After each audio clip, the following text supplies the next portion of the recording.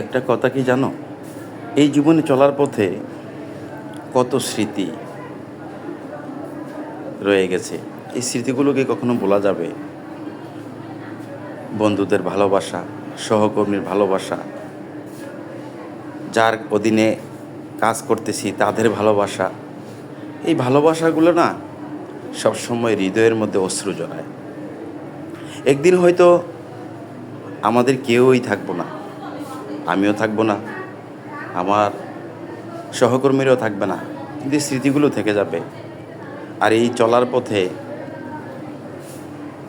যদি কেউ কারো মনে আঘাত দিয়ে থাকে, সে আঘাতগুলো অবশ্যই মনে রাখবেন না, সে আঘাতগুলো ভুলে যেতে হবে। কারণ বন্ধু, সহকর্মী, আত্মীয়স্বজন, তারা হচ্ছে মহান আল্লাহর একটি নিয়ামত। একজনের প্রতি একজনের সহমর্মিতা, ভালোবাসা নিয়েই সবসময় চলতে হবে। কারো মনে আঘাত দিয়ে কখনো কেউ সুখী হতে পারে না।